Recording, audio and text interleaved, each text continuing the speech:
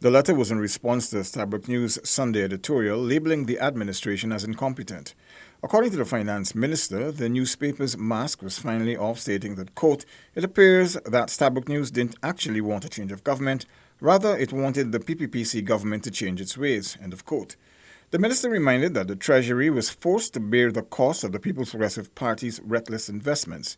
These included the Skeleton Sugar Factory, Clico, Marriott Hotel, and several road rehabilitation projects. Most of the loans that were taken by the previous government did not add to the capital stock.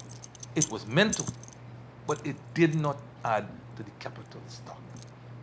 Name me one new road in 23 years that was created in Guyana. A new road is an addition to the capital stock. Resurfacing an existing road is just renewing the existing capital stock. So we borrowed heavily, and I showed you the numbers too, that the last government borrowed more money in 23 years than the previous government borrowed in 28 years. It was explained that the majority of loans taken by the PNC's 28-year administration were written off as debt relief. So what you will be paying is most or all of the loans that were taken in the last 23 years by the PPP government. That is what this government will be paying. The majority of the loans taken in the 28 years were written off by the bilaterals and the multilateral agencies. The majority of the loans were written off. So what we are paying now in terms of debt and debt servicing is the loans that were, principally the loans that were taken in the 23 years of the last government.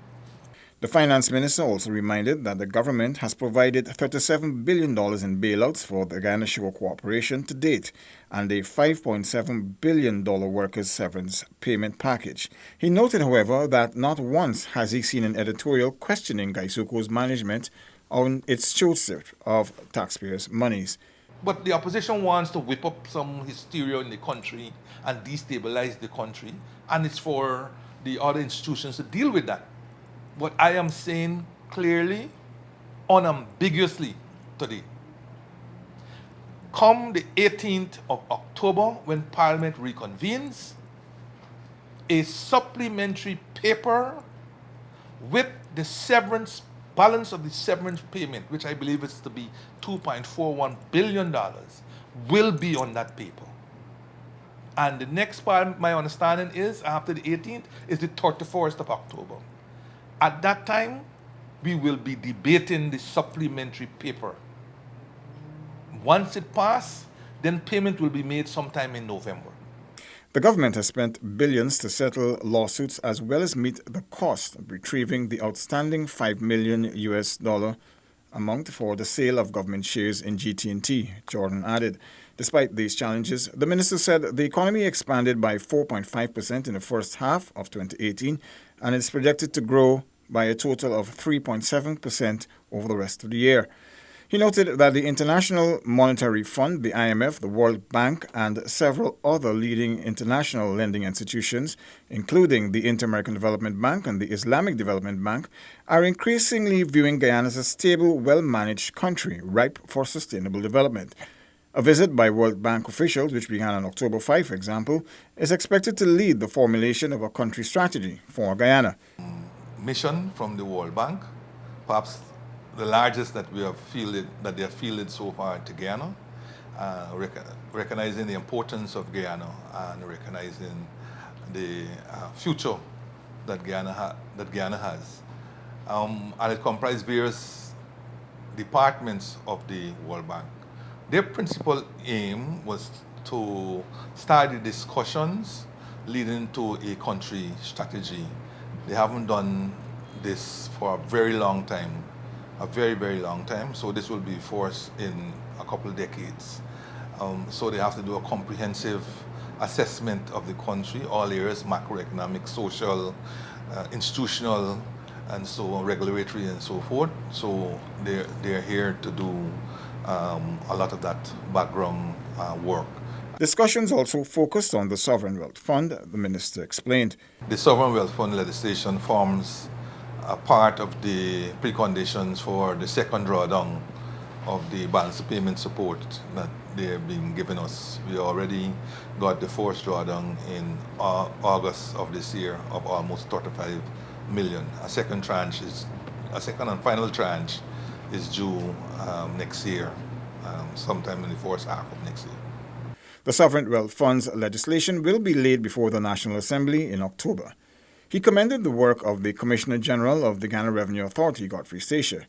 He said the Auditor General's report of 2013 stated that only one-third, or 992 out of 2,618 registered and active firms, filed tax returns.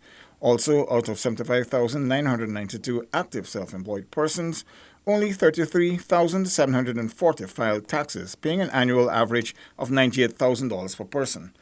The Finance Minister pointed out that since the coalition government took office in 2015, it increased the basic salary of each public servant to $50,000 and ensured subsequent increases, which amounted to over 50% since that time.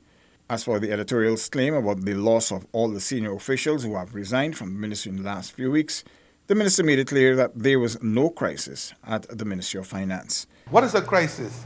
We are paying, more people are writing us here thanking us for some of the efficiency measures that we've put in here, whether it be from the pensioners who get paid, to the answering of queries, to their treatment at the counter. You know, all of these things we have been able to put in. What happens here, that you have a minister who has driven as the pure white snow, as they used to say when we grew up, as we used to learn it. I have no place in this ministry for sluggards, for indiscipline, right? And for people who are not team players. Because at the end of the day, it's not me. It's our stakeholders who are depending on us. And so I want a ministry that our stakeholders can be service on time, service with a better quality product, and so on. And for that, we need a discipline in this ministry